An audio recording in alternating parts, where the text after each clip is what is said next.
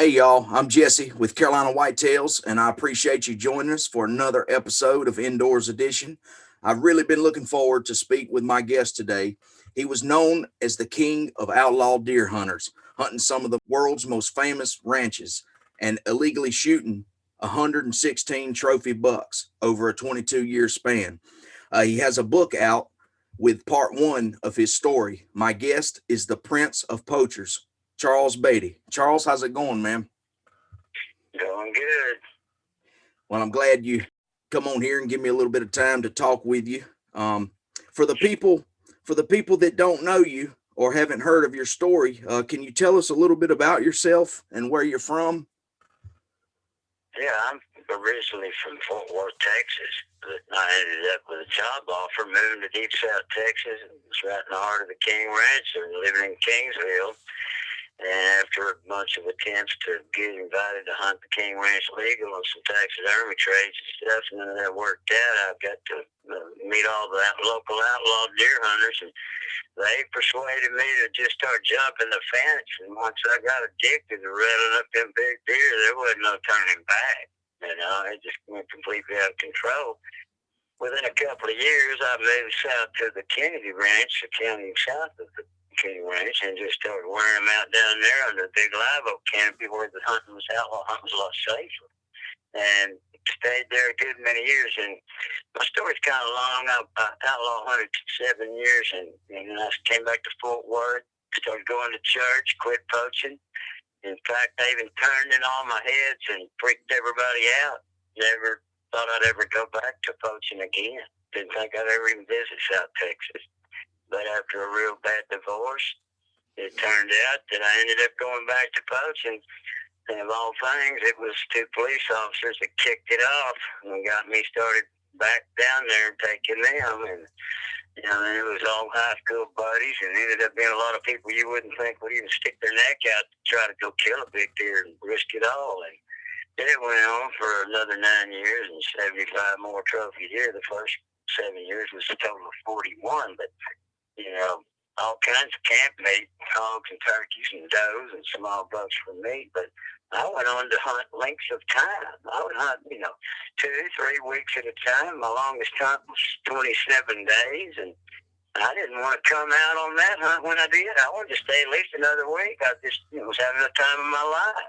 So, I finally got tracked down and caught in 1998. The next year, it turned into a felony, and with a prior, it was over.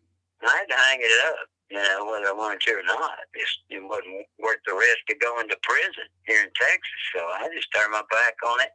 It's been 21 years now, 22 since I even did any of that. But I've put together my story in spite of a long battle with skin cancer. I've got half the story out and the other half in progress, but part one's out, and I've got a website of www.princeofpoachers.com. But right now, my website's down on a remodeling of a new office, but I do have a phone number I'll give at the end of the show that anybody interested in getting a copy of part one, they can order it in by phone or Gmail. But right now I'm just in transition, setting up this new office. But ordinarily I have a website working. Right. Yeah, I've got the copy of the book, and I'll put a link of it in the description. And I would recommend it to any deer hunter because it's got some wild stories in there, man. Going to the limits to kill these big bucks. Now, how did you first get introduced to deer hunting when you was younger? How did you first get into it? Yeah, my taxidermy boss took me when I was 14 years old, to kill my first deer. And I got a doe, missed a buck, ended up going and kill a little buck in Louisiana with my first father-in-law. And, I had no real experience at it till I moved to Kingsville at 19 years of age. And then it just blew wide open for me. And the next thing you know, I'm killing big old trophy deer that when I'd come back and visit Fort Worth to show them around, make grown men cry. I was killing deer to 165 and 70 marking up. And it was just, turning everybody green with envy that had been spending a fortune trying to kill a big one, and all of a sudden this kid's killing the hell out of these big deer. I was living the life. I was living the life that millionaires couldn't buy deer to kill, hunting those unhunted ranches like that.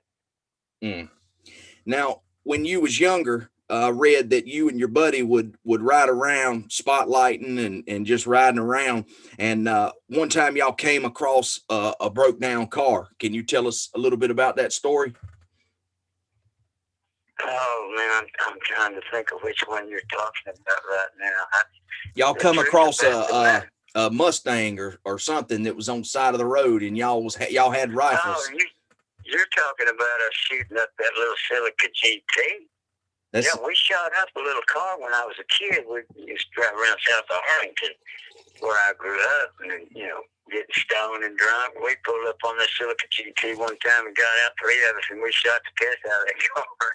It was like getting to shoot, Bonnie and Clyde. It was a lot of fun. It was hysterical, just real funny to do that. But, when we drove off, I told them guys, I said, the only thing that would have been any more fun would have been to hit in the bushes and waited till the guy came back with the can of gas to get it going again. Seeing his reaction, I said he'd have probably threw the gas on it and lit the car on fire, burned his own car, Yeah. But, those were some crazy days, but that was before I ever moved to South Texas. Uh-huh. Now, you said a minute ago that you got into doing taxidermy work. Is that how you started meeting other outlaw deer hunters? Yeah, I taught myself how to mount birds when I was 13 years old with the old J.W. Wood taxidermy, school of taxidermy, and you mail order in the books, and I, got my feet wet in it and got pretty good at birds. And when I went to a local taxidermy shop there in Arlington, this guy named Jeff Barkey, he saw my bird work and said, "You taught yourself?" And I said, "Yeah." And he said, "What are you doing tomorrow?" I said, "Nothing." He goes, "Yes, you are. You're going to come and go to work for me." And he hired me. And first day I made $100 doing taxidermy, mounting 6 quail. And from then on, I was just in taxidermy shops everywhere I've been. That was how I made my living. I was, full-time taxidermist from age 14 up.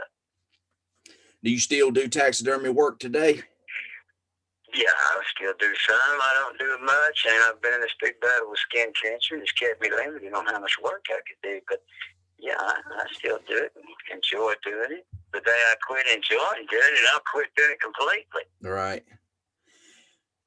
Now, you're known for hunting the King Ranch and the Kenedy Ranch there in Texas. Can you tell us a little bit about these ranches and why they're such a target for outlaw deer hunters? Well, when I first went down there was no hunts available to anyone for any amount of money. It was invitation only. There was zero hunting on the Kenedy Ranch. They didn't invite nobody there. So, I was up against that, political game where you've got to have a connection to get invited, and none of that was working out. So you can imagine, what I was up against. It was just impossible. So I did a little King Ranch outlaw hunting a year and a half, and then I moved to the Kenedy for safety in that big live oak canopy. I got out of that grassland and mesquite country. Once I saw that big live oak canopy, I wasn't going to risk it anywhere else. I did hunt a bunch up in the brush where the cactus is thick up in Dimmick County, about 3.5, 4 hours up to the northwest. But I stayed mostly in the Kenedy Ranch over that 22-year span that I was doing all that outlaw hunting. And that was, the safety factor that kept me there. But the deer were beautiful there. There was a whole lot of non-typical bucks in that ranch. You didn't know what you were going to see on every rattle. And then when the weather was good, you rattle up 7 or 8 bucks every time you sat down and beat the bone. It was just addictive as drugs or sex. It was an addiction. I mean, I got addicted to it. You can hunt 3 days and rattle up 150 deer. Wow. Now, you said you started hunting the King Ranch first, but you didn't hunt there too long. You said it was the terrain that made you. Did you have a close call there on the King? Oh, yeah, but, it was going to be a matter of time before I got caught. But I had a couple of horse riders come right over me in a cattle roundup. I was, dove into this pile of cactus, and I barely didn't get seen. I don't know why they didn't see me. They should have seen me, but they were jostling around up on horseback, and they were about 400 yards from me when I spotted them, and they turned towards me immediately. Well, I dove into that cactus with the sun on me, but Moving out there on that horseback and looking at the glare off coming off that big pile of cactus, I guess they just didn't catch my movement or anything else, but I was full camo, and they went by both sides of me. I could hear the thunder. I could feel the shockwave, the thunder, and horses right by both sides of that cactus, and I could hear the dirt coming off and landing on the ground. And they just didn't see me at all. They had no idea I was there. And they worked the cattle a couple hours before they got them all rounded up and loaded in some cattle trucks out on the highway and left. And I stayed down for at least another 2 hours till it got completely silent, long enough for me to figure they'd all left. And I broke and went out there and I kissed that pasture goodbye. I wasn't going back in there anymore. That shook me. You know, I knew then it was just a matter of time before I'd get caught if I kept going out in that open country. What was the biggest buck that you ended up shooting from the King Ranch? I got a 9-point that's a 163 buck, and that deer would be a buck 170 if he had that 10th point. He's 12 and a half inch back tines. He's in the part 1 buck. He's a beautiful 9-point buck, 22 inch spread. It's, you know, about as good as a 9-point can get, you know. Right. And, you know, got that hunt, that story's in there. We actually killed me and my buddy of mine, went out at midnight, and we hunted that night, battling all night. Slept in the brush pile all day, and then shot some deer on the way out. Got chased out by game wardens and all that. That's a, you know, funny story the way it ends. We ended up in the last lap, but they run us out of there that next night. And a plane had spotted us when we popped them 2 deer, and then we had to haul ass. And it was hysterical laughing on the way out because we knew they were going to be up all night looking for us. Looked down them 2 deer in a wheat field we shot and took the heads off of it. Sure, they wore it out that night, staying up all night. We were back in town laughing, drinking whiskey, looking at the 4 deer heads, you know, at the taxidermy. But, you know, I did some crazy stuff, but, you know, there's a whole lot of humor in the book. Anybody that likes hunting at all, love the hunting, but the funny stuff is just one right after another. There's just some hysterical things that take place. Yeah, it's some funny stories in there about, you know, some of your trips. So what led you to the Kenedy Ranch specifically? How did you get in there? I met an owner of a piece of land in there, the middle of the Kenedy Ranch, Harry Riskin. And my boss introduced me in the taxidermy shop. He said, "Go with this man right here. He'll get you a big deer." He wanted me to kill a big deer. I was training his son to do birds. I was a real asset to his shop. So he wanted to see me tie in and stay put down there. And, you know, and he's making money off me. I was mounting about 1,000 quail a year, and, you know, trained his boy, and he started doing that too. And so his business was growing, selling those quail and coffee tables and stuff all over the world. Well, you know, he was trying to get me to take root. Well, I met this man, went with him, he took me on a hunt, and agreed to mount some stuff for him. And, you know, first thing we did, we got there about dark, set up in camp, and then go spotlight. And I shot a hog and a nail guy with my 25-06, and, you know, well, no surprise, really, the next morning when it broke daylight, and he said, "Okay, let's go kill the big one." And we jumped his fence, went north, and went all the way up near to the main Kenedy Ranch house headquarters. I shot probably about the 7th or 8th deer we rattled up. I shot him. He was a beautiful deer. And he was a running shot. He come up, took off running. I mowed him down running, and he says, "You're a good shot." I done 3 for 3. I was patting 1,000. Well, then he killed one bigger than that, right up within a mile or less of the main Kenedy Ranch house. Well, we turned around and went back to his place, and after that, I wasn't going to hunt anywhere else. The hunting was too good. It was like going to deer heaven. We were rattling up bucks every time we beat the bone. It was ridiculous. Now, I know you said that you would go 10 or 15 miles deep, and sometimes you almost froze to death and had all kind of experiences. How long would you go in there at a time? I started making it about a minimum of a 5 to 7 day hunt, and I would stay, you know, one time I stayed 11 days, another time 12, another time 16 days, then that 27-day hunt topped it all. But I stayed 2 or 3 different 10, 12-day hunts up in the cactus country up there in the county too, you know, for a period of time. Late in the years I was doing it right at the last, but you know, it's a real long story, and there's a whole lot of stories in the story, you know. It's a multitude of stories. I've lost count how many times I went. And, I could sit back and count it and total the days, the number of days. But example, one year I hunted 41 days out of 5 different hunts. That gives you some idea. Well, hundreds of miles, and in the whole scheme of things, thousands of miles over a 22-year period of time. That outlaw hunt I did. Yeah, I think it's kind of hard for people to really imagine, especially here where I'm at in North Carolina, because where you're at, these ranches are, I mean, thousands of acres, right? I mean, they're huge ranches and big tracts. Whole counties in the state of Texas. And I think it's just hard for some people because there's no houses. I mean, it's just straight country for miles and miles and miles. So you could get deep in there, and I mean, you was off the map pretty much. Exactly. I owned it back in those days because, like I said, the first 7 years, no hunting was going on the Kenedy Ranch legal. No invitation, no price hunting, nothing. So I owned it. I had that all to myself. In '84, a year after I quit poaching, was going to church, they started selling hunts. The King Ranch had already opened for 3 or 4 or 5 years prior, just public hunting for a fee. Like $20,000 to kill a 170-something guaranteed buck. And, some of them got them, some of them didn't. They didn't all get to do thereafter, but, you got to see tons of bucks and have a great hunt. And the Kennedy started opening up in '84. And I got wind of it. I was in Arlington, Grand Prairie, Arlington, back my old home church, and running a tax there in the shop of my home. And I got my hands on maps of the pastures that they were leasing out. They leased out, I think it was 7 pastures, total of 80,000 acres out of 440,000. They were going to spread it out, do the hunting here, there, and, mix pop back and forth, do a little frog leaping, and not hunt the place down. But they were going to do some, management hunting in certain pastures that were spread out. I knew every one of those pastures. I knew where the biggest deer were in the pastures where I killed my deer.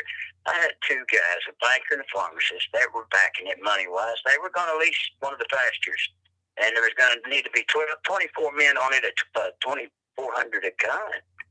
And they had me offered to guide, and I was going to go down there right like a year and a half, 2 seasons after I had quit. They were going to have me down there hunting legal, guiding them and friends and other men that got on the lease with them, and a home builder in Dallas with a little airplane and sack full of money. He got wind of it. We were trying to get him and a few guys out of South Dallas to join in with us, and they leased it out from under us, just cut our throats. That's the way it goes, and I never had to struggle with that as a poacher. That's one more of the reasons that I didn't hunt legal. I didn't like hearing all the stories of people. And it goes back, I explained it in the book. I joined the American Sportsman's Club at 14 years of age, paid $1,000 for a membership, and the first morning that I called to book a hunt on some prime property down there in the big buck country, the 1 after 8 o'clock, the first minute you could call and reserve 30 days in advance where you wanted to go on some of their properties, that had all booked up. Well, I smelled fish immediately. That was the hierarchy, the big money donors and all that put the American Sportsman's Club together. They were booking it way before it was supposed to be right with the club rules. Right. So the little guy didn't have a chance, even being a member. I got sour quick on this legal scheme of things because they just, gave me an attitude. They just stealing from the poor and letting the rich dominate. So when I went the outlaw way, I never looked back. I was like, the hell with society and all these rich people that buy it, all the hunting up and don't let anybody else get it. So I went completely outlaw. Yeah, it sounds like it was kind of like a class deal where, like, the regular hunter, he was, he couldn't get in to hunt no property if you wasn't connected or affiliated with the ranch or the family, that you didn't have a chance of getting in on any good hunting property. That's right. And it was a rich man's game. It always has been in a lot of things, and it is in hunting. And it still is. It's getting worse instead of better. Right. Instead of getting reasonable in price, availability, fairness, it's getting worse. The rich keep dominating. And so the little guys, all they can do is go outlaw. If they want to go risk and get a big one, all they can do is cheat, you know. Right. So how would you usually hunt? Would you mostly stalk and rattle? Just strictly trying to rattle. If I spotted a deer in some broken open country, I'd go after him and spot and stalk. But usually, you just beat the horns every 400 or 500 yards, and anything within hearing distance would come to you. Now, if I saw a real good sign, all of a sudden, like I was right in one territory, I'd get out. I wouldn't go another step. You'd feel it. Sometimes you'd have a feeling, and you'd say, there's one right here, I can feel it.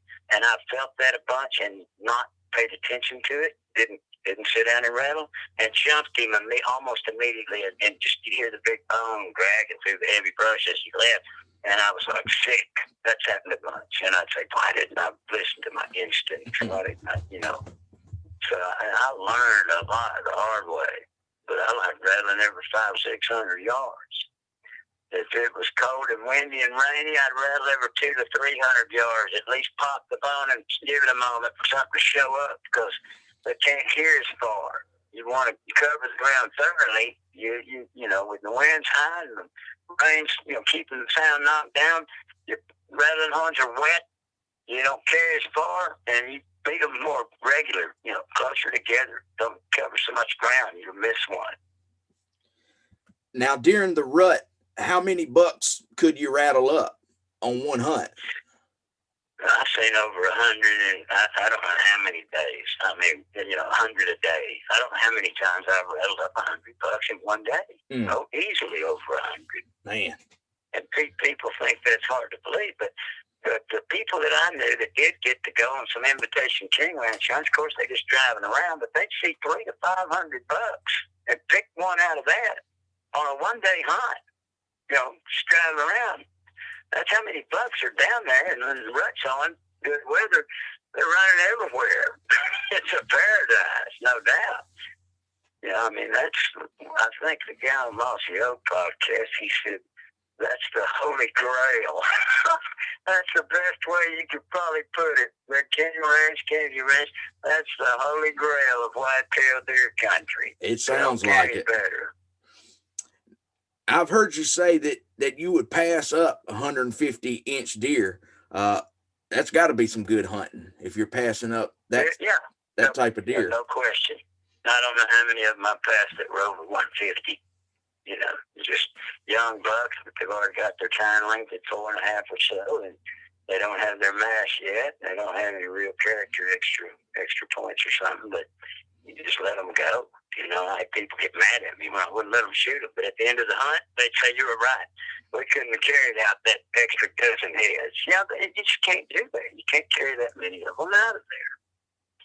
They're not the ones you're after anyway. You know, pretty much my target line was 165. If he was 165, it's good-looking character. He was dead, you know, but certainly anything that had over 170 gross, he'd fix to die. Uh-huh. Was there a lot of typical deer or a lot of non-typical deer, or a little bit of both? Yeah, more non-typical than typical. And the Kenedy, anybody that knows white-tailed deer will tell you it's a lot easier to get in the book non-typical than it is typical. There's just a, you know, tougher battle there to have a clean, straight 12 or 14 typical rack instead of something with trash already at that mature age. I saw, for example, in 1 year in that big taxidermy that I worked at, I saw 6 bucks go in the book. Well, 5 of them were over 195. One typical, 174. Perfect 12-point, no hickeys, no penalties. He was real even, and he was just a pencil horn deer that made the book. He wasn't near as big as the other 5. Didn't even come close.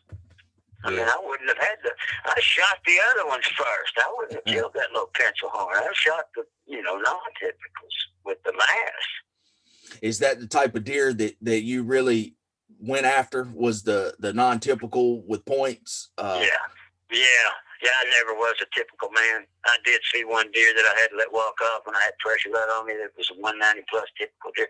He had massive beams. He didn't have big, heavy tines, but he had over 20 points typical. It's one of my stories I've told on some of the other podcasts, and there were some other bucks involved in it. It was day one of a hunt, no sleep all night.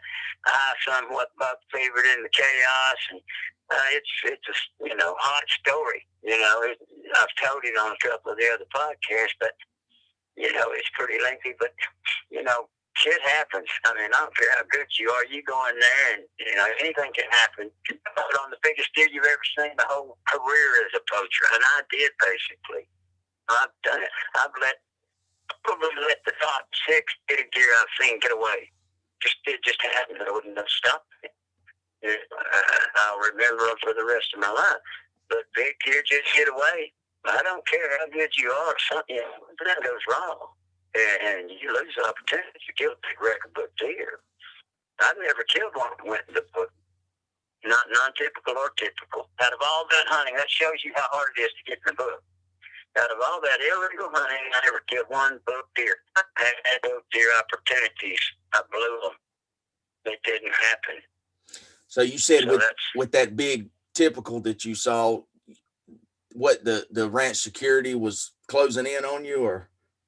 Yeah, I had heat in the pasture all day. I'd been laying on a 30-inch buck that was laying down out in this throat of this clearing, and I'd been watching him going back and forth out there to check him and make sure he didn't leave. 30 inches wide? 30 inches.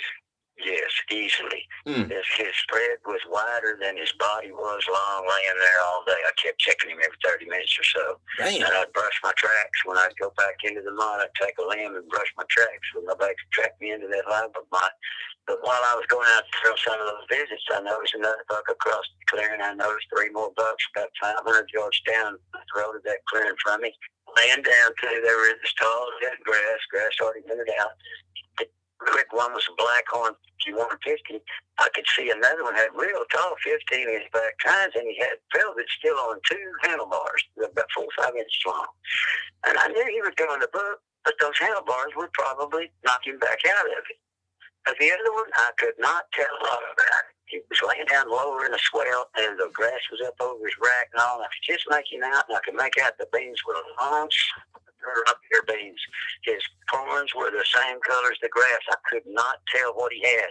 If I could, I would have went after him right then and shot him. I would have blown off the 30-inch 10-point. But I didn't have no idea that deer was a 190 typical buck. And what happened was I got restless about 30 minutes before dark. I was going to wait till dark, get halfway between the two, the group, and shoot the 30-inch deer, turn around and shoot whatever I wanted out of them. Other words, I had a plan to do that. I was sticking to it all day. I got restless, and so I tickled my horns 30 minutes before dark, and a big, beautiful 12-point came running up on me. He was probably a 168 or 912-point. Black horns, beautiful deer, 20-inch spread. He looked at me, stitched his eyes, run about 30 yards out, and stopped with his back to me. I bet he didn't stop him, and I got on the back of his neck. I said, I got to shoot him. I'm going to shoot him and run out there and shoot the wild one. I just changed my plan. I started squeezing off on the high neck, and he turned his head on me as the trigger collapsed. The gun went off. I blew his whole left ear butt plumb off. It was hanging by a string as he run off. Oh, it was loud. That shot was so loud, I was mad. I got mad. I was using these reloads a friend of mine had made me, and it was real loud. He put some real hot powder in these 160 grain bullets for that 708. I just locked up. I cringed. I just get another shell, put it back on set, and I was just, grinding. I was like, oh, that shot was left to him. I missed. I was mad. I was pissed. I froze up. And all of a sudden, a vehicle cranks about 1,000 yards from me, and when he starts coming towards me, here comes that 30-inch buck right on me. He's 20 yards. Well, I said, I got to shoot him. I threw up and squeezed off. Nothing happened, and I immediately started thinking about the trouble I'd had with some homemade reloads the year before. And I talked to misfire, and I went, them damn reloads ain't no good. And so I slow stroked the action and wide as I could, and he started moving up, and I remembered another shell, did it again. I'm squeezing off on him with the safety on, and didn't know that. I was caught up in the moment, all that was going on, and missing that deer and getting mad. Yeah. Shot being so loud, a vehicle cranking coming towards me, and then I went, get a shake on. And so he moved up again about another 10 yards, got behind heavy brush, shot about 30 yards. I shot through that heavy brush, and he ran forward 20 yards, crashed, and, was down on his front knees, heaving and choking and gagging and blind. That vehicle's barreling in on me, just through the rough, through the hill towards me, probably 500 yards away. And here comes the Blackhorn 150 from down the throat of the clearing. They were all spooking right in on me. I was right on the main game trail that they used, and they spooked out of that clearing and came right to me. And so the Black 150, I wasn't about to shoot him, and I had the truck coming, Jeep. So then the next one was the big, tall 10-point, the 15-inch back tires. He was 19, 20 inches inside, had them black velvet steel covered handlebars. He looked at me and went on through. And then here came the last one, the one I'd seen him on the least about all day, and he was over 20 points typical. I think he had 23 or 24 points typical. Every one of them were long. The eye guards were long. The beams came up high and matched the height of the tines. His last points up was 7 or 8 inches. He would go over easy over 190, and I'm not kidding you. I think he went over 200 typical. He was a beautiful, perfect, flawless typical rack. 6-inch plus circumferences on the third and fourth girths around the beam. He had palmated beams. And he stops and looks at me, and I was like, I can't shoot that deer. They're coming in. They were barreling in on me at less than 400 yards at that point. And he moved up. He stopped a couple of times, and he advanced about 35 yards down into the live oak. And the Jeep pulls up right outside the mud on me. And I could hear the fan blade turning on that motor when they shut the motor off. The fan blade spinning. Was it the ranch security? Sure it was. And I said, shoot that. I went into a damn trance. I got quiet for about most of a minute, and I was looking at the buck. And I put my scope on him, and I was just blown away by that rack. And I said, shoot that deer. I blanked. I went into a trance. I didn't even remember that the trails were the Jeep right outside the mine. I took a couple steps forward, got on a live oak tree, took a dead rest, and got right on the back of his neck. He was facing straight away from me. I started squeezing real pretty and slow, and that weight of that trigger came out. It collapsed. And when it did, I caught myself, and I said, you're fixing to get your ass caught. You can't shoot the deer. You're fixing to get your ass caught. Get your shit together. So I, put it back on safety. I'm lucky it didn't go off. I'd probably been caught. I backed up into the mine and got this heavy tank cloth. And I put my little camo gloves on and put them over my face and was peeking out through them. And they never walked in there. I think they were just looking all around out in the open, waiting for any sign, anybody to jump up and run or something. But they never came in there on me. And I watched that deer walk off, and it just made me throw up. And so I kept telling myself, I got the 30-inch spread. I got the 30-inch spread. I just knew I had him dead over there. And so I was consoling myself with that. Well, they didn't crank that truck for 20, 30 minutes after dark. And the Jeep cranked and left, and I was still afraid to move. I was afraid they let the man out to dig me and then leave, see if I come out of hiding and had a flashlight or something that pick up on him. You'd ask me. I got straight in my sleep bag. I said, I'm not even going to that deer. I want to make a single noise. So I got my sleep bag, didn't even piss. I was going to wake up about 3 and piss, which I did, and find the 30-inch buck, keep him off your tail out of that area, because I knew Tom East was fixing to show up some helicopters at daylight. I knew the shit was fixing to hit the fan. So I went over there about 3:30 in the morning with the flashlight. Couldn't find the deer, couldn't find any blood. I couldn't get any sign of where he went. I circled back and forth, running through that macho there for almost 3 hours. And I mean, it started cracking light, and I could already hear them pulling them helicopters in that throw of that clearing, down that throw of that clearing was a road, and they were coming in on that road, and they got down there near me. It's probably about 5 miles, east to northwest clearing, the throw, grassy, and they were coming down that with, they ended up putting 5 helicopters up total. I heard them putting the rest of them up after I left, but what happened was I kept looking for that buck till it broke light good, and I was running back and forth in and out of the edges of that mountain looking for him.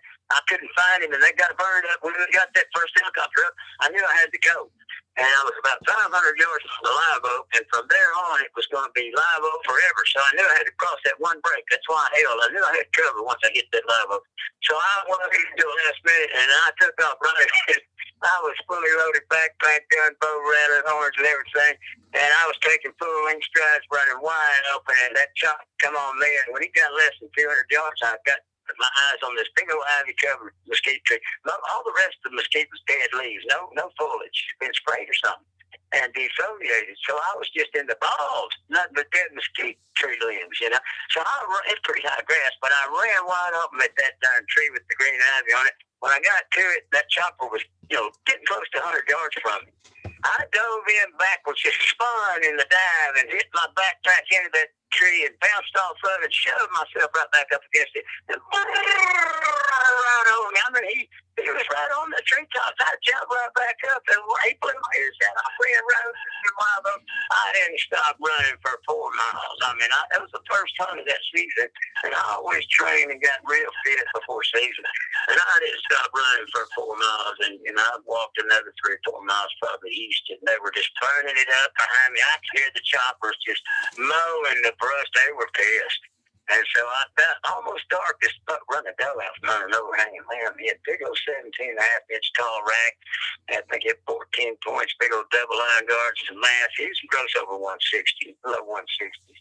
And I just broke his neck. And that made me feel a little better. But I was so sick about, butchering that whole situation with them big deer. 3 of them deer were going to book easy. No questions asked. And the typical, that was just, I can't even describe it. It makes me sick to keep talking about him. But about 9 days later, I shot a 180.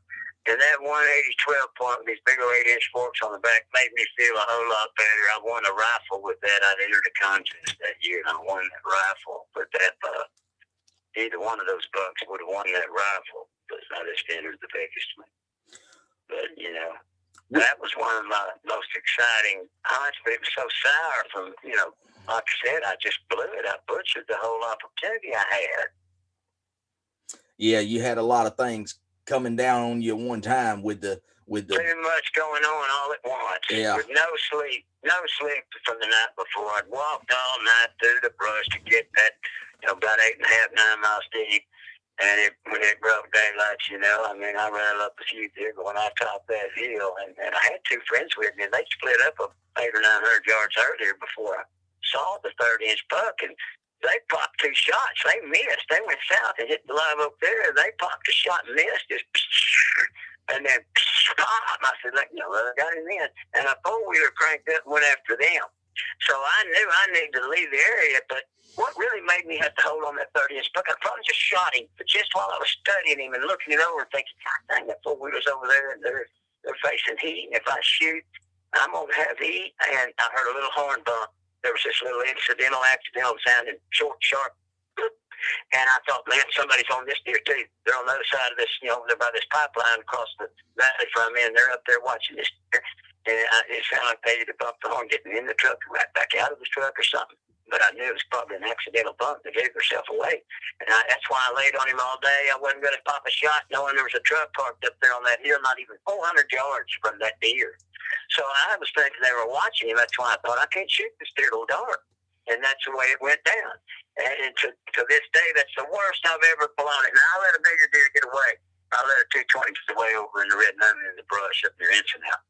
But that was the biggest opportunity to kill 3 of the biggest deer I've ever laid eyes on, all at the same time. In fact, 4, counting the one I rattled up, shouldn't have hit the horns. If I'd killed that first one, one ran in, busted him. When the others ran in, I probably wouldn't have shot the one with the handlebars, but I guarantee I'd have probably shot that typical, cut his head off and ran. Just left the rest of them laying. I mean, that's how big that typical was. I'd never seen nothing like it. I never saw nothing like that again, ever. That was a one-in-a-lifetime type of deer to run into. Even illegal, hunting it like I own the whole property. But it happened. And when I die, I'm going to get God to show me that rack. I'm going to say, hey, hand me that typical. Let me run a tape on him and show everybody what I'm talking about. Here's a hell of a deer. And I don't care about typicals. They don't look good to me. I like some freak points and more mass. But that deer, he was so phenomenal that he was a typical mainstream buck. He could have been the Texas state record. I don't know. I will never know. It sounds like a giant. He was a brute.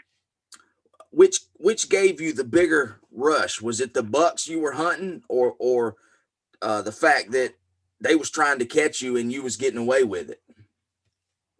Well, when the shit hit the fan, it was funny, but that's not what we wanted to happen.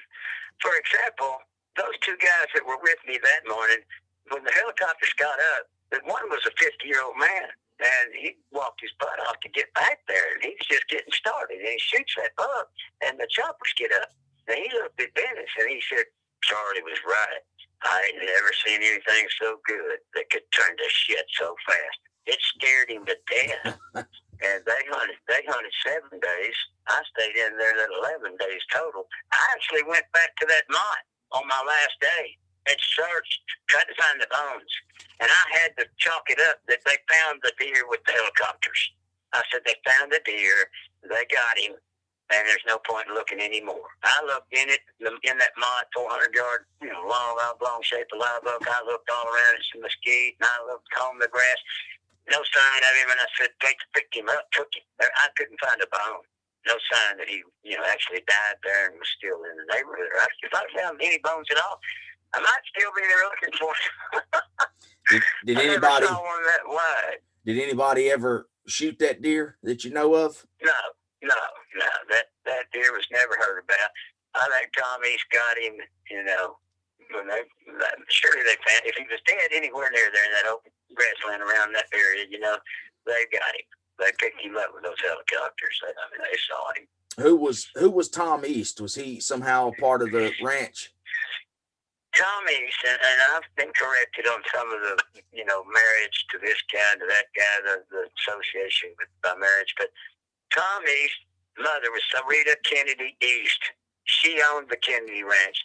She left behind lifetime grazing rights to the East family, but she gave the ranch to the Catholic Church. It's a foundation now owned by the Catholic Church.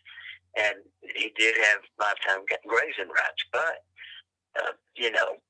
working the cattle in there now was all the East family can do. I've heard that they might have bought some of it or have got it leased or something and are doing some hunting now. Tom East didn't care anything about killing them.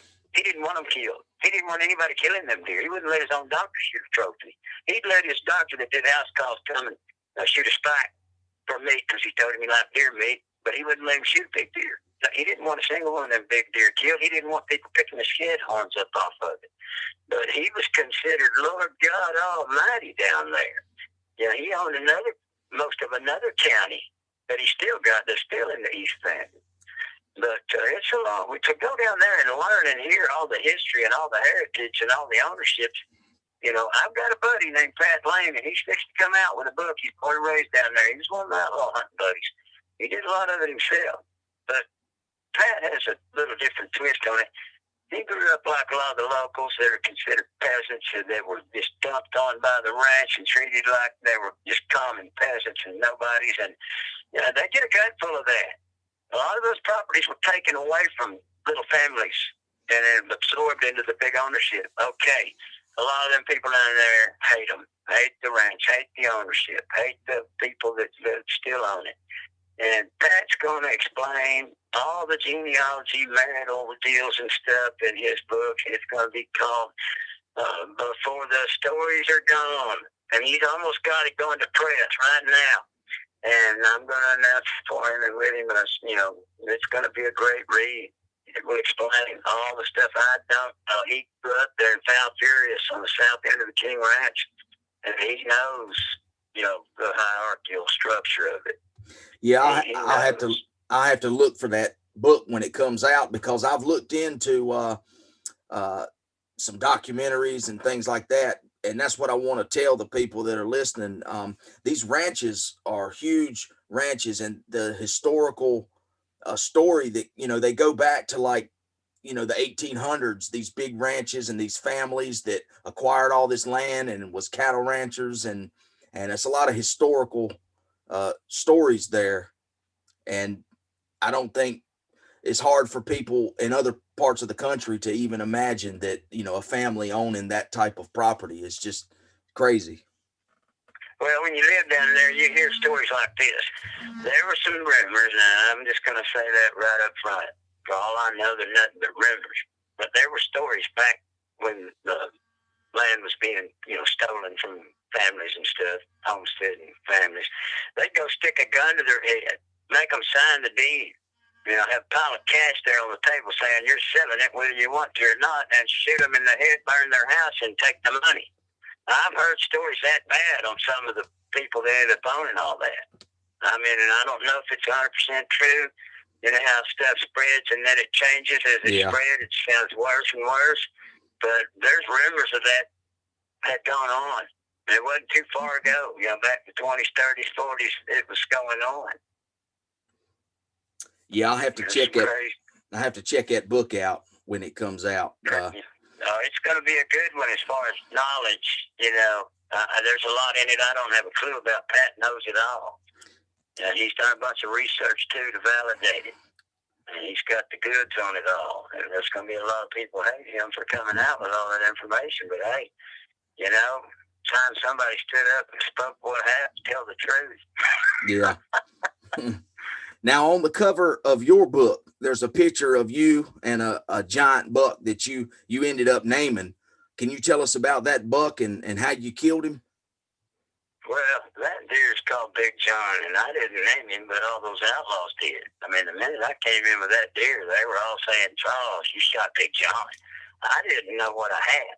It was about a 9.5-year-old deer at least. He could have been 10.5, but I don't think so because he didn't have a cavity, but he didn't have a cutting edge in any of his nose. He was slick front to back.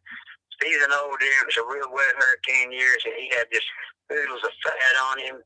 The buck probably felt 20, 30 pounds heavier than most of the deer at that age, and with that much weight on him on a real wet year. It was December the 14th when I killed him, and I shot him really loving the pouring rain, but that buck stands alone above all that I've killed because of the sheer mass and the knobby texture and the character. And he's a 10-point buck, but he had a real big head and back, forky back kind on one side that just wrecked his score. But he would have been a 170 book deer without the interference. But I like him better the way he is. I couldn't care less about putting my name in the book. I'd rather have the deer just like he is. But in the same room with the first 17 big deer I shot out of the first 41 we took those first 7 years, I let a bunch of friends shoot some of them too. But the one out of all of them I shot, you can enjoy the character. Some of them were massive, but you look at every one of them and go back to Big John, and he was 3 times bigger than all of them in the same room. He just smoked them. And everybody down there told me, they said, "You will never do that again." They said, "You got to go to Canada to kill one that heavy. You got to hunt west in the brush. You can't kill one like that along the coast over here. King Ranch, Kenedy Ranch, but we don't have deer like that over here on the coast." And I said, "Well, you must have had one." Yeah. Is that one of your biggest bucks? No, I think he's still my biggest. Period. Now, I got bucks that'll outscore him. I shot deer, up to 180. I brought 2 180s out. I brought 178s, 176s, 174s, 175s. I brought deer that would gross more in the 170s above him, 10 inches, 10 inches. But I still rather have that deer. You can burn the rest of them in a pile, a bonfire. That's for all I care. That one deer is the one that I think the most of. Now, you said some of your outlaw friends named that deer. You ended up hooking up with like a club of outlaws. Can you tell us a little bit about that? Yeah, that's who that was. It was the Bishop Outlaws that got me started poaching, showed me the ropes.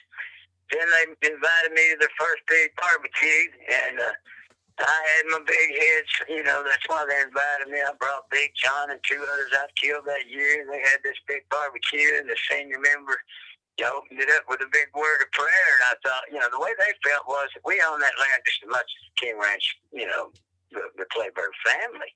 And so they had an attitude like that. I mean, they were born and, bred down there. Their parents were all ex-outlaws, first generation of it, and they were just taught that. They grew up thinking that. And, he prayed a protection over them to keep them safe while they were doing all their hunting. It was hysterical. We just had this great, big, good time of fellowship, just a bunch of damn outlaws. There were 35 of us there that day. Every year we'd have the barbecue in somebody's backyard or back out there at Chapman Ranch in a guy's place, and had a big rolling barbecue pit. I mean, it was a time, man. That was, some good living. I don't regret any of that fun at all. I want to have a reunion soon. I talked to a man the other day that was from down there. He's moved to Carolina, North Carolina, I think. He's a member of the Bishop Outlaws. Yeah, he was raised in Bishop. And he said, "Yeah, I'll put it together." He said, "I'll give some, get the word out and give us a date and time set. we'll do it. We'll have a reunion for the Bishop Outlaws. So we're going to probably do that this fall. You know, ain't going to be no illegal deer there, but it'll be like an old 60-year family reunion sort of where nobody's doing anything anymore. They just talk about what they used to do. Yeah. Yeah, I was going to ask you about that, because I know in your book you said that once you come out with this book and had it published, you was going to give the club, the Bishop Outlaws, a copy. I was wondering if you had ever done that. Oh, yeah, I mailed several of them. Some of the guys that got me started have read the book and all. A couple of them kind of cringed that I put their name in there because they've got, you know, some ranching affiliations down there that makes them look bad a little, but that's all water under the bridge. Back when I was doing all that the first 7 years, it was a traffic ticket. The only one that really gave a shit was the ranch owners and Tom East. You know, it was a $27.50 fine. In a lot of cases on a game violation hunting deer.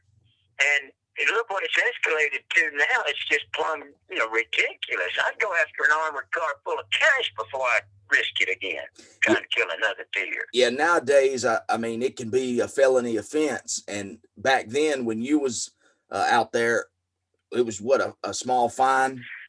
It was a Class C misdemeanor to start with. After a number of years, they've got it raised to a Class A. And the way they did that, there was a shootout. There was 5 guys out of Houston that got over there to Robert East, and they were tracking them, and they got them, corralled. They had them surrounded, and they fired warning shots when they wouldn't come out, and then those guys fired back. When they fired back, they came in with the troops and cut the brush down, and they put up the white flag. That case was held in a San Antonio federal court, and that and the push the Texas Cattlemen's Association had thrown together. And they were lobbying every year for a few years there, and that gave them the ammunition they needed to get it passed. So they upgraded it to a Class A, punishable by up to 6 months in jail. Up to 6 months to 2 years in jail, and big fine, suspension, and stuff. But the year after I was caught, it went to a felony, and a minimum mandatory 6 months in jail, up to 10 years. First offense. Not even, considering if you had a prior. You had a prior. Once I got that prior, there was no way I was going to go back, even under the old Class A law, because it would have been automatic prison time. I was never willing to go to prison just to hunt those deer. Right. I'd already done so much of it. I was ready to go into retirement anyway. I was tired of it. I was 41 when I was caught. I was just getting a little bit tired of having to stay in shape like that, I mean, it gets weird when you're on them long hunts carrying a 100-pound backpack. A lot of rough country. Yeah, I can imagine. Now, what was your biggest buck that you ever saw while you was out there outlaw hunting? Well, I saw a deer run off over in that Red Nunley Ranch near Ensenada. He was easily a 220 deer, the big old massive yellow horns rubbed on the skeet. I was walking the creek with this kid that went with me, and the buck sprang down into the bottom of that gulch and jumped back up on the bluff, stuck a landing there, looked back behind him. When he did, I looked over to my right to see a doe real quick, 30 yards from me. All I could see was that doe's face. I've been thinking back telling this lately, and I remember seeing another ear, like it looked like 2 sets of ears. I remember seeing on one side of that doe's her ear. It looked like 2 ears. I remember that now after looking back. And what it was this big buck was standing lined up with that doe, but well back over 10 yards or so, where he was kind of on the same level with her, even though he's much bigger deer. And his rack was all up in the overhanging mesquite limbs. It was real heavy, big native mesquite. All of a sudden, that tree started moving. Like 6, 7, 8 seconds was all I could see. Boy, but he went, towards the rear of the doe, and I saw his horns above her back the whole way he was moving, and it had like 6 forks on a 12 or more typical frame. Massive. When he first started turning, I could tell he was 24, 25 inch spread, easy, and enormous mass. I mean, full blown 220 inch. I've seen during the Texas Pig Rack book that like 227 or something. He looked identical to one of them, and he ran about probably 3 or 4 steps past the doe's rear, totally in the open. I could see his whole body, and he stopped, and he went under this overhanging limb. This rack was so big he couldn't hardly get under it. Then he hobbled a step or 2, and he stopped, went back under another big overhanging limb, and just leaped, just vanished into the thick brush. I dropped my jaw. I looked at my buddy and I said, "You see that buck?" He goes, "I see that little eight point." I said, "No." "Did you see that buck that ran off from behind that doe?" He said, "No." I said, "I just saw a monster." I couldn't believe it. And I was only a couple of years into the poaching. I didn't have the perspective that I've got now. But looking back with all my experience, there is no way that deer was not over 220. No way. If he wasn't over 220, I never was born. It's just like that typical. If he wasn't well over 190, I was not born. I promise you, both those deer scored what I say they did. Enormous. Did you try to go back and get on that 220? Well, we hunted that day. That hunt was a 2-day hunt, and there's more of the story that's in the book. And I went back another time late that year. But the following year, I think, is when these two kids went in there, and they got caught. They got tracked down in that pasture. Old Red 90 was pretty tight on his security. And maybe we left, I think they told them, they said, "We've been seeing y'all's tracks." So they had seen tracks we made from a previous hunt or some other outlaw, and they tightened up in that triangle, that 20,000 acre pasture, and they tracked them down and caught them. Well, there you have it. It was a $200 fine. 205 got them out of the trouble each. I mean, it's a slap on the wrist then. And now they'll hang you for going in there in a place like that with a gun hunting big deer. Yeah. And if they catch you with one, they're gonna make you pay $20,000-$30,000 restitution. It's just out. It's over. It's all over now. You know, it's a done deal. Anybody with a brain is not gonna go down there and risk it, because you probably get caught. There's so much more against you now. You know, the drones, the cameras. The technology is crazy. The drones and stuff. They've got heat-seeking things that, like a walkie-talkie in their hand, has got these heat seekers on them. If they get close to you, the arrow points them right at your body heat. You can't lay there and have them walk right by you anymore. They'll walk right to you. All they got to do is follow that heat seeker. They've got devices now that they weren't even invented back then for Border Patrol to use and stuff. Right. And that's where they pioneered it. You know, DEA and Border Patrol Customs, they had that equipment technology pioneered first. Then it was passed on to game wardens, ranch securities. And it's just over now. That's why it's time for everybody to just read my book and enjoy the stories, because it ain't worth it. I'm trying to kind of satisfy people's element of curiosity and kind of live out a fantasy about it through my stories, and then just, you know, call it a day. It's a done deal. Nobody should go poaching anymore. It's not worth it. You lose your right to bear arms in Texas, you get a felony on you, you can't hunt no more. I mean, you pick up a crossbow or a stick bow or something, but you can't never hunt with a gun again in Texas. You become a felon. Yeah. I mean, that first charge ends your right to bear arms. Yeah. Now, you touched on it a few minutes ago, but you ended up quitting outlaw hunting for a little while. What made you stop when you decided to hang it up there for a little while? Well, my boss that I had before,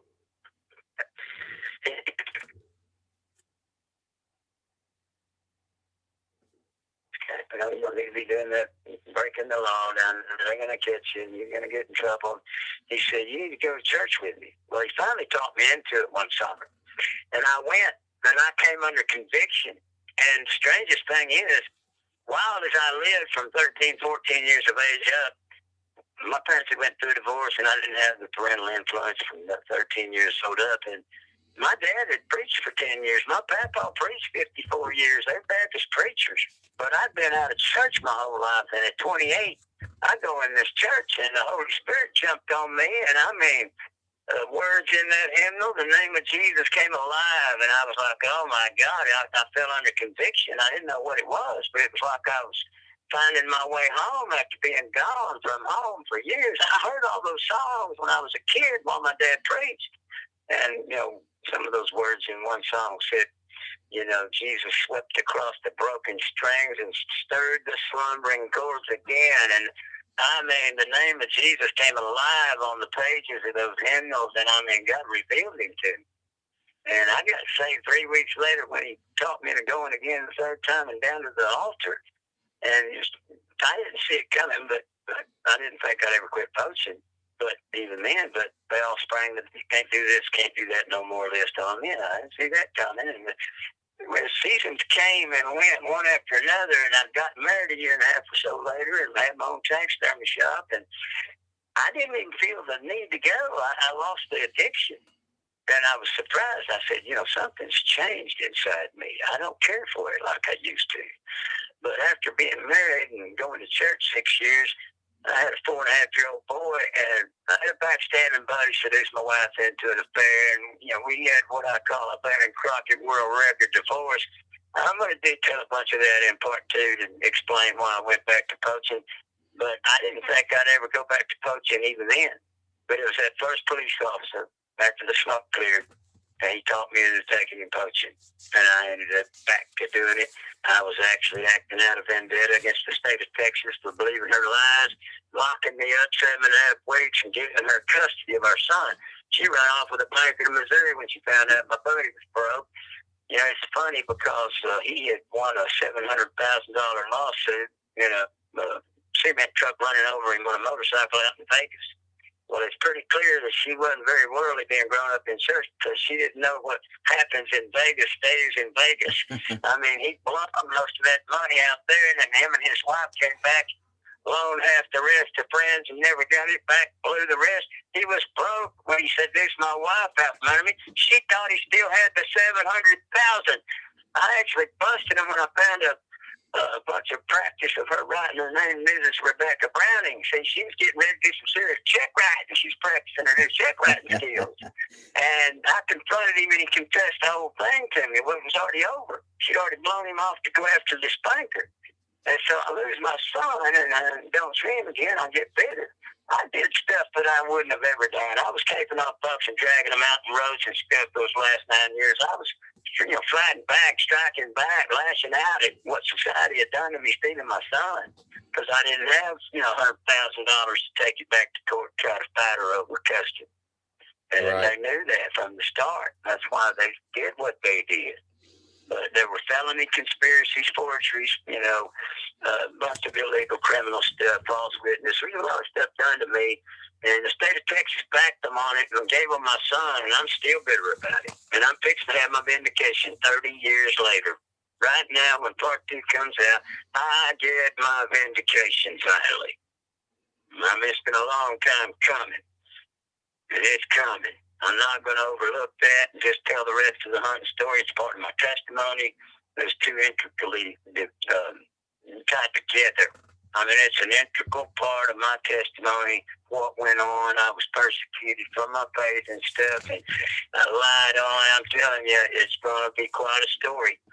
If that part right there don't make it into a movie, none of the hunting will. This is, detailed account of what's gone down on my life that forced me back to the poaching. Yeah. But it was the 2 cops. The 2 cops are the ones out of their love for hunting taught me into taking them. And I took them. And once I took them, my spirit soared. It didn't matter what had happened to me, except for I did find myself lashing out over the years and kind of taking it out on the game wardens and the deer on the ranch. And, at the end, I told Mike Payne, he said, he understood. I said, well, it ain't the deer's fault. It ain't the ranch's fault. It ain't Parson Wildlife's fault what happened to me. But I said, I guess it was just kind of my way of getting over it. He said, I think I understand, Charlie. He gave me my dignity back. And when he did that, he was using his genius. And he did his job because at that point, I had the peace I needed to let it all go. Yeah. And I said, I can't do it. It's not their fault. None of them's. And so, where I'm going to put the blame now is where it is fault. The fault's going where it belongs now. It's nothing to do with the state of Texas, actually, except for the criminal, illegal injustice. I'm going to explain that where people will see. They'll understand. When they hear, they'll wonder why I didn't turn into a Timothy McVeigh and bomb a building or something. I mean, it was that bad. I've got the world record divorce. I used to hang out in some bars, drinking beer, and telling my story. And this owner of a bar out in Breckenridge, here in Texas, northwest Texas, people start trying to tell me their story, and the owner would say, hey, Don't even try to compete with that guy. You can't touch his story. So now, so you ended up quitting for a while, but then 6 years. you said you had some things going on in your personal life, and it just put you on the warpath, going poaching, and things were going on, your divorce, and you eventually got arrested, and that ended your reign as the king of outlaw deer hunters. Can you tell us about that and how they ended up catching you? Yeah, I got set up. I think it was all just the plan of God, the will of God, but a deadbeat beach rat, ex-drug addict, alcoholic fisherman, outlaw fisherman. He offered me a ride across the Baffin Bay to the Kennedy shore. I didn't do that many times before. I had done it a few times, different times of the season were safer, but in the mud or even on a weather trend, I had never done it, and risked all that. It's really easy to get caught even going in off the bay. You can be apprehended in the bay, and they'll file on you. If you got a gun in the boat, you got hunting gear, they're going to file on you like they did a buddy of mine. But I went in off the water when I went in Kennedy. I was good with the brush, and I just got redirected from my buddy and some other friends, and then that offer to go over there in the boat. Sounded kind of nice. It was at the end of a long season hunting the brush, and I was tired. I said, yeah, it would be an easier way, just take an 18-mile leapfrog jump off the boat into the ranch and go south from there. I mean, I didn't get a mile, and I found this really big deer. The problem was I went to a pipeline without seeing him, and I remembered I had my rattling horns laying in the tree where I hung in that tree where I changed into dry clothes. I mean, when I went on the beach, the waves, it's 4 foot of water. The waves 5, 6 feet in the air, hit me in the back of the head, smashing over my backpack and everything. I had the gun up over my head. And so when I got in there and dropped my pack to run back and grab the rattling horns. And I ran back to grab the rattling horns. And when I did, I cut at a different angle coming back with them. And I saw this buck laying down up in some mesquite outside the live oak. He was a gorilla. He was a monster deer. Wide, heavy, mulch point, rat, had yellow horns. He's by himself. So I run to the pack to get the gun man. I had the gun sitting at the pack. When I run back over there, I took another different angle, and I topped the hill into a swell. There were 5 big deer in that swell, and they started standing up on me and all. One of them, the biggest one, was a big beard can face 8-point. He started looking at the big deer I was after. And he would look at the big deer and then look at me. Well, I couldn't see the big deer from that angle, and I done blown it by letting me be seen by these other deer. Some stayed laying down. Some already got up. 2 or 3 of them got up. And I couldn't move. I just ducked down in the grass, and I was trying to think of what I was going to do. And all of a sudden, while I was trying to decide what the heck to do, a plane comes down the beach. I felt like then I've been seeing from the shore coming in, I got to move, I got to get going. And boy, I just turned around and burned off. I had to run up under a tree when the plane passed. Then I broke and got to my pack and got everything, took off. And when I crossed that pipeline and looked up that pipeline about 600 yards, all 6 of those bucks were running up that pipeline right away together. And that one I was wanting to kill was taking up the rear. And he smoked them all. He was a monster. I mean, he's like 25 or 6 inch spread. Just had it all but drop turns. I didn't even want to keep looking at him. I had to go. I had to break and run. I could hear a truck coming down the beach. So I hooked him. Well, I heard a lot of vehicles crawling in there that evening. And I had an experience seeing a white doe, snow white doe, that was really strange. It just captivated me. That was a really special experience. I'd never seen one like that. Pure white. Whiter than a white light bulb with 5 other black does. I enjoyed that, and I slept there. And then I listened to the traffic in that area, and I said, they're falling in here. I was about 3 miles deep in, and I said, I've got to move, and I've got to do something they're not expecting like I'd always done. I went east. I went about 5 miles east, and I cut back about 10 miles south. And I should have never maintained any steady direction because they leapfrog. Once they go on your tracks, they start putting them in up ahead 3, 4, 5 miles ahead of you, and they'll pick up your tracks there, and then holler on the radio, and they'll all jump a truck over there and join the credit can, and they'll get high on your trail. So I'll get up your good tracks, and then if they lose your tracks, they spin out and find them again. You don't have a chance to catch up with you. And I didn't do that because I went so deep south, I thought, ain't no way. But I found this monster bug right before dark the second day. And I missed the blowing wind that blew my bullet 3 feet like I knew it would, but I just talked myself out of holding on his hip, and I held about the last rib, and the bullet blew out from his neck, hit the sand dunes, and I knew immediately that I'd missed him, and I just couldn't even shoot again. He was wadded up in that group. There's 9 other bucks with him. I said, I'll cripple him up. I'll hit one of them other deer. I'm not going to do it. I'm going to shoot him up. I'll find him tomorrow. So I stayed in that area the whole next day, made a big 3 to 4 mile circle, looking for that group of bucks at the tail end of that big live oak mass. And I never found them, never saw them at all. Made a circle back, got to my backpack. I didn't move 800 or 900 yards. They were hot on my trail then, because when I crossed an open that I went and rattled and then came back to and watched my back trail for about an hour and a half, they'd already crossed it. The game wards told me they'd been 2 hours right underneath me in this bottom, big heavy live oak.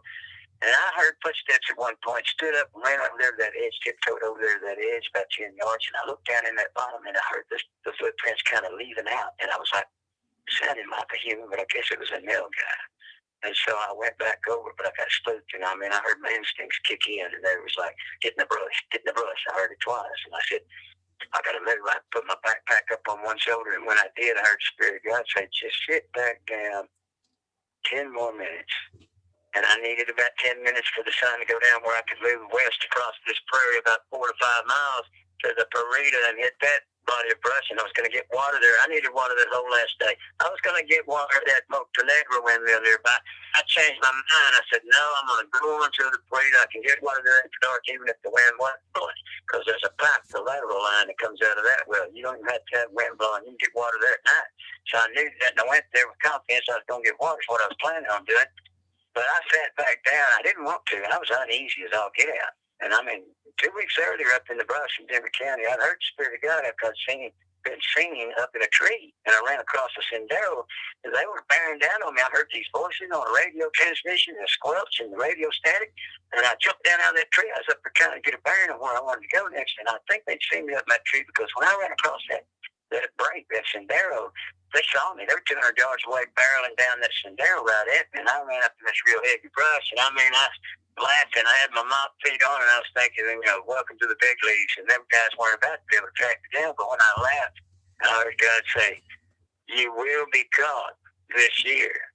And I said, right, they're going to catch the king. I laughed, and he said, you will be caught this year. Here I am 2 weeks later in the Kenedy, and the game wardens are right behind me, 30, 40 yards from me in a wall, and there was 8 of them, and I didn't even know it. They had ranch security and 7 wardens, what they had. One game warden had already collapsed, went back to the truck. He's waiting on that windmill, hoping I came for water. But I sat back down, and I had a candy bar, and I got another dip of Copenhagen. I had been sitting down 5 minutes, and I heard one say, there he is right there. Get your hands up. And they were running at me in a wall, 18, 20 yards max from me, body to body, side by side, guns drawn, being drawn, and they ran right up and put me down. I turned around. All I could do was come up on one knee and turn around and face them and put my hands up and go to both knees, and they ran up and stuck 4 or 5 pistols to my head, put me face down on the ground. Well, it was over. There was no getting up. I didn't have a chance to make a break and run. My rifle was sitting about 5 steps away from me against a tree. And they started pandemonium, secure the area. Here's his rifle right here. And we got to check, make sure there's nobody with him. And it was like some kind of a dream. I was just kind of mesmerized. And I was like, this may be one of them dreams that I've had before. But then it dawned on me when they stood me up. I had a game where Mike Fane, he patted down my front shirt pockets and he said, well, Charles, old buddy, it's been a long time coming, hadn't it? And I said, how'd you know my name?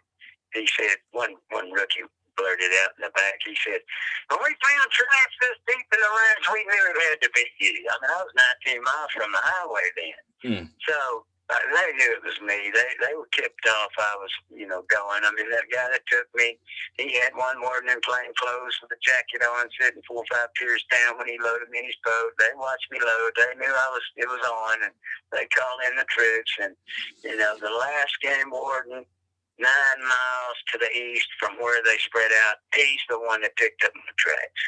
But that warden that was watching me, I'm pretty sure I know which one it was, but he couldn't take his eyes off me loading up. I knew then, I was like, there's something going on here. The way he was staring at me, I told that guy that took me in the boat. I said, I don't like the way that old man down there staring at me. He knows something is up. So, I tied it all together later. But anyway, it got to be funny.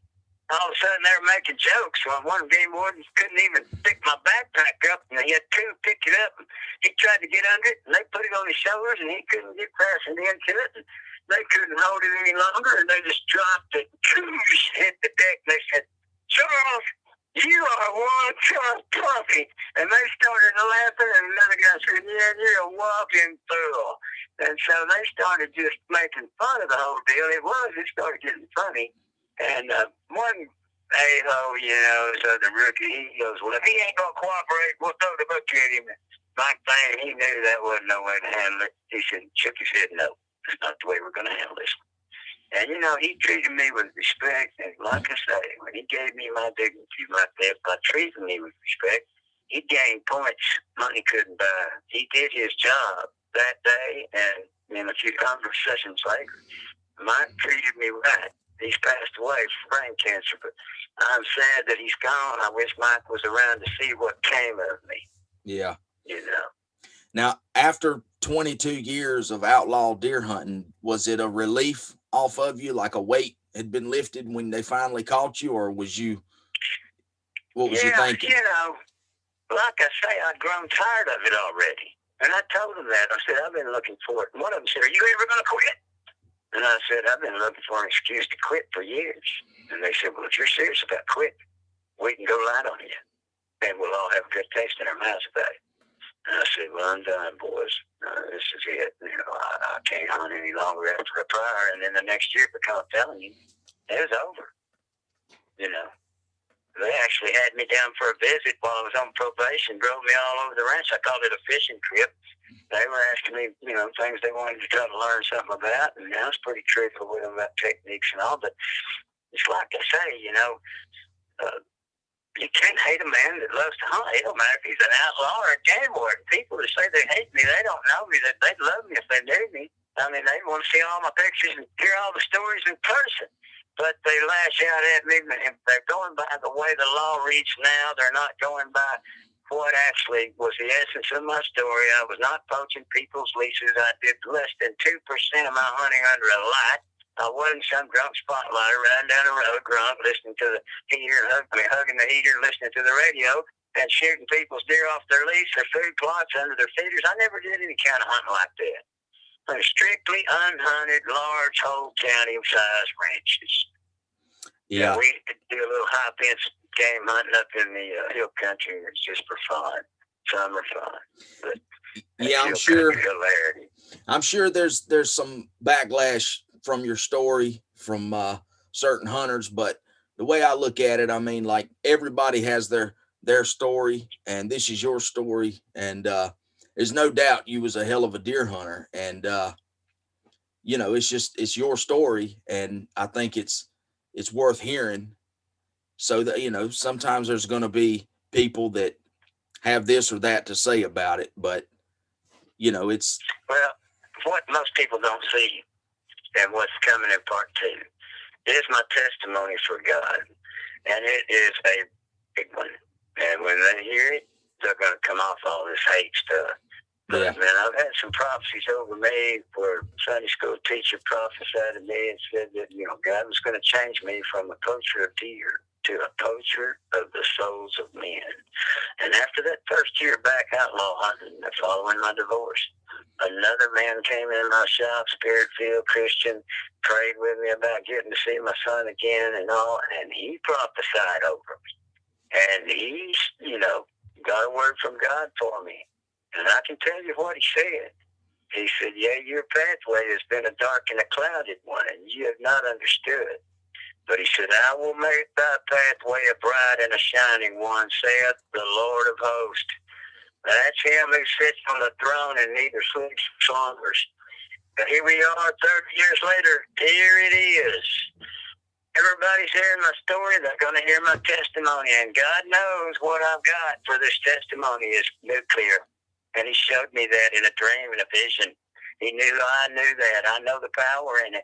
I haven't understood why I've had to go through this near 20-year battle with cancer and barely survive. And, I didn't think none of the book would ever happen, but I held on to that promise, that prophecy. And I believe it's going to come to pass. We're looking at it happening right now. It's already in progress, and it'll culminate soon. I mean, I'm sure I'm going to be able to get part 2 by the end of summer, and I hope to do it sooner than that.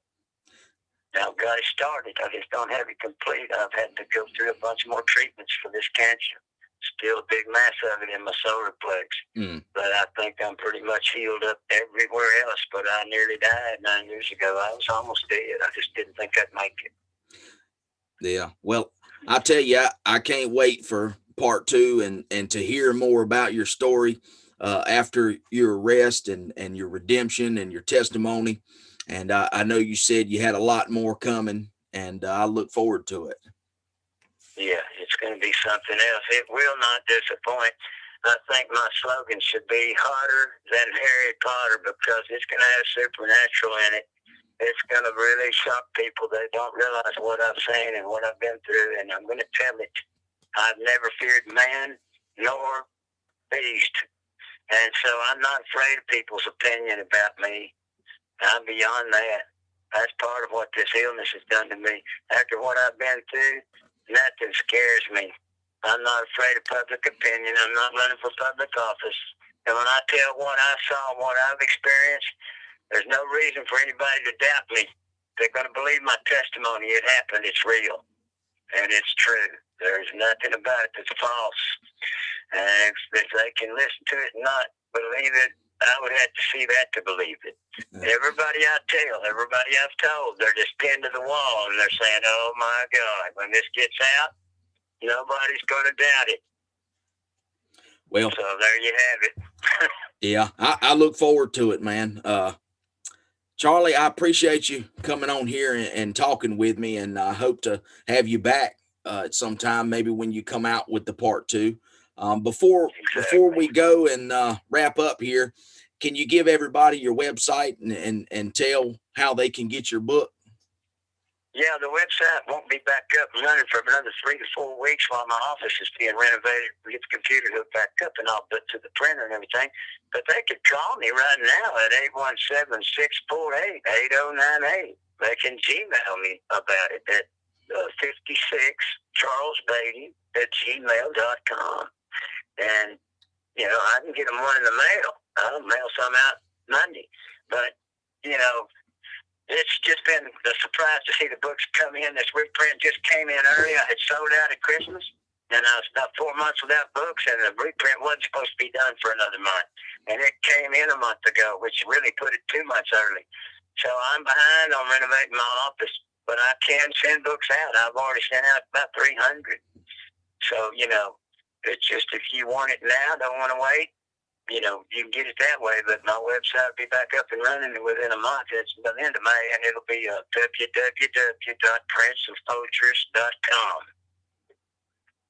All right, and I'll put the link to your with your phone number, your website, all your information on there, so people can get with you and order a book. And that's fine. I got 2,200 copies waiting on them. All right. Well, again, man, I appreciate you coming on here and talking with me. I've enjoyed it. I enjoy hearing your stories, and I look forward to you coming back. Folks, I appreciate you checking us out. Make sure you like, share, and subscribe, and keep following Carolina Whitetails. I appreciate it.